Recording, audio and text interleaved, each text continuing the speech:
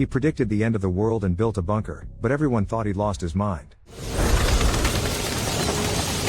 Curtis stands in the rain, staring up at the dark, looming clouds overhead. He's confused and frightened. Instead of regular rain, something thick and black, like motor oil, is pouring from the sky. But in the next instant, Curtis is just taking a shower. It was only a nightmare. At breakfast, Curtis sits with his wife, Samantha, and their deaf daughter, Hannah. The family looks happy and carefree. Outside, the sun is shining. Curtis heads off to work at a construction company, while Samantha stays home to look after Hannah. In her free time, she sews clothes and crafts to sell at the local weekend market. Later that day, Samantha's friends come over with their kids. The women are chatting when Samantha suddenly notices Hannah reaching for a dangerous wooden board with nails sticking out of it. Panicking, she rushes toward her daughter, shouting won't help, since Hannah can't hear her. Meanwhile, a heavy rain begins to fall. The construction crew has to stop working, and the men head to a bar for a beer. Back home, Samantha says goodbye to her friends and then teaches Hannah a new word in sign language, storm. After the bar, Curtis gives his co-worker and best friend, Duarte, a ride home. The two chat peacefully.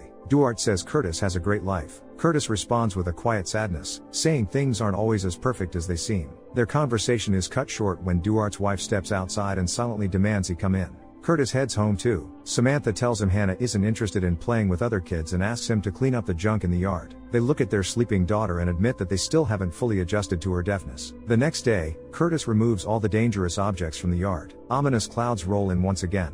A lightning bolt strikes the ground near the house. Their dog, Red, starts barking wildly. When Curtis reaches for Hannah's hand, the dog breaks free from its chain and lunges at him, sinking its teeth into Curtis's arm. Curtis jolts awake in bed. Another nightmare, but this one felt so real, he can still feel the pain from the dog bite. At breakfast, a visibly shaken Curtis can't stop thinking about the disturbing dream. When he sees Hannah playing with Red, he panics and pulls her away from the dog. Alarmed, Samantha asks what's going on, but Curtis snaps at her and storms out of the house without touching his food. At work, Curtis is distracted, constantly glancing at his hand as if the bite still hurts. During a meeting, their boss Jim is furious about delays caused by the rain and demands the job be finished by the end of the day. On the way to the site, Curtis asks Duarte to help him pick up some extra materials. During a break, Curtis notices a flock of black birds circling in strange, unsettling patterns. He points it out to Duarte, asking if he finds it weird, but Duarte doesn't see anything unusual. Because of the overtime, Curtis gets home later than usual. He doesn't even have time to shower or change before heading to a parent-teacher meeting at Hannah's school. The teachers emphasize the importance of learning sign language and encourage the parents to practice more at home. Later that evening, it starts raining again. Curtis hurries to get to the car with Hannah. The downpour makes it hard to see the road, and they end up in a car accident. Curtis hits his head, but, thankfully, Hannah is unharmed. Suddenly, strangers approach the wreck. They begin smashing the windows. One man grabs Curtis and holds him down while another takes the girl and disappears into the night.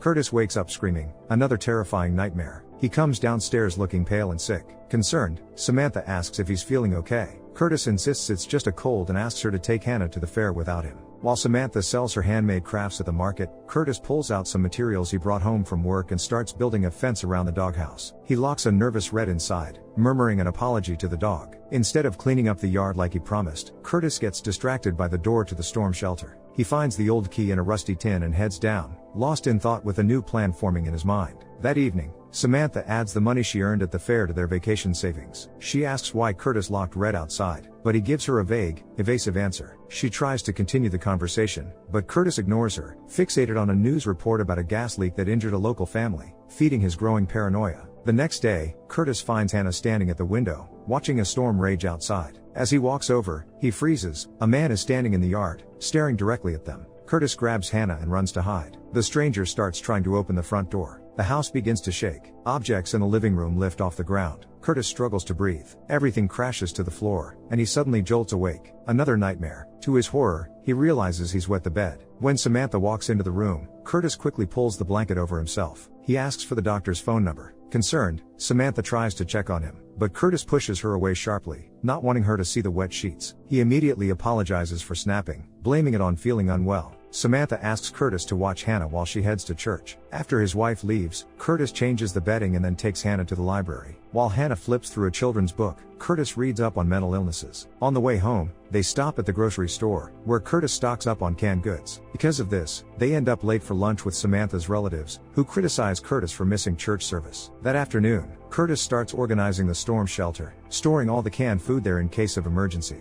He stays there all night, reading the library books about mental disorders. Finally, Curtis gets an appointment with the doctor and explains he's been struggling with insomnia for 4 days. At first, the doctor doesn't seem too concerned. Then Curtis talks about his nightmares, admits to wetting the bed, and still feeling pain from the dog bite in his dream. The doctor agrees to prescribe medication for a few days and recommends seeing a psychiatrist in Columbus. Meanwhile, Samantha visits the insurance company to inquire about Hannah's hearing restoration surgery. Fortunately, the claim gets approved, and the insurance covers all the costs thanks to Curtis's excellent work policy. At the same time, Curtis stops by the pharmacy to pick up his prescribed meds. That evening, the family happily shares dinner, celebrating the good news, but Curtis doesn't mention his medication. As they get ready for bed, Samantha is already making vacation plans, while Curtis secretly takes his medicine in the bathroom. The next morning, Curtis wakes up feeling rested, and Samantha notices he looks healthier. But at work, he's still talking with Duarte about how much food the shelter needs. Suddenly, Curtis hears thunder rumbling through the clear sky.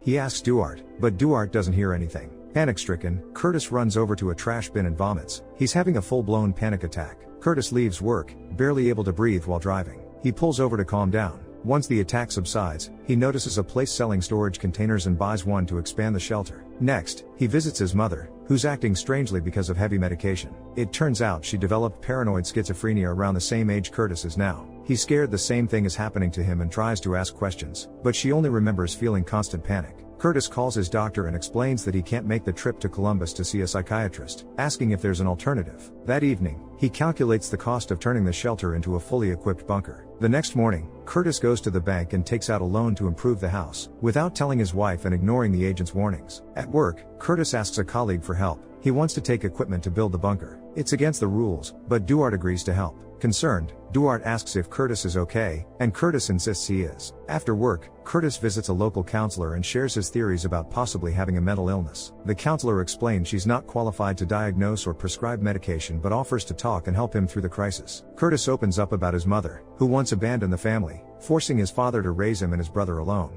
Later, she was found rummaging through a trash bin and had to be admitted to a state hospital. He also shares details about his nightmares. That evening, the family heads to another school meeting. On the way home, Curtis stops the car, noticing a sky full of lightning.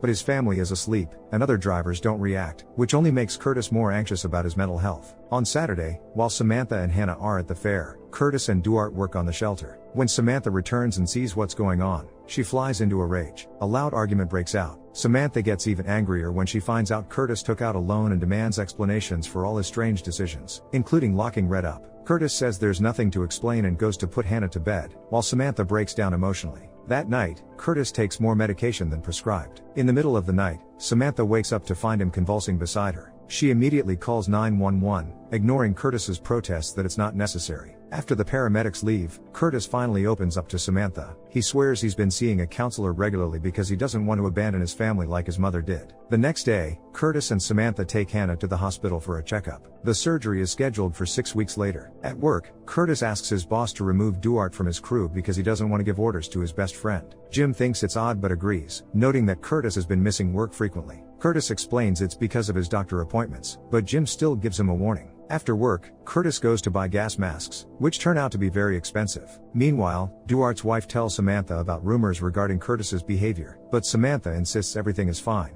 Later, while Curtis is working in the shelter, his brother Kyle stops by. He's heard from Samantha about Curtis's strange behavior and is worried about his health. Curtis insists he's fine and suggests Kyle visit their mother. It's clear their relationship is very tense. Before leaving, Curtis remembers that Kyle was looking for a dog and asks him to take Red. On a rainy day, Curtis walks into the kitchen and finds Samantha soaked from the rain. They stare at each other strangely, and then Samantha reaches for a knife. But it's just another dream. At breakfast, Curtis can't shake the uneasy feeling left by the terrifying nightmare. When Samantha tries to touch his hand, he pulls away. Just then, they notice Jim waiting outside. Curtis rushes to meet him and hears terrible news. Jim has found out about the equipment Curtis took without permission and fires him on the spot. Curtis now has only 2 weeks of medical insurance left. Duarte also gets a 2-week unpaid suspension for helping out. When Curtis tells Samantha the news, she slaps him and storms out of the room with Hannah. Curtis goes to see his counselor but discovers she's been transferred, replaced by a new specialist. The new counselor wants to start from scratch, but Curtis can't go through the whole mother story again. He leaves without a word. He returns to the shelter and keeps working. Meanwhile, Samantha picks up side jobs repairing neighbors' clothes, but it's not enough. She's forced to dip into their vacation savings. That evening, Samantha talks with Curtis. He explains why he pulled away during breakfast and takes her hand to show he's trying to work through it. Samantha announces they're canceling their beach trip and will use his last paycheck to cover 2 months of bills. She also wants to find out if Hannah's surgery can be moved up and says they both need to focus on finding jobs. Samantha is willing to work through their problems, but with one condition: Curtis must see a real psychiatrist. She also wants him to attend the school dinner that weekend to help break his isolation.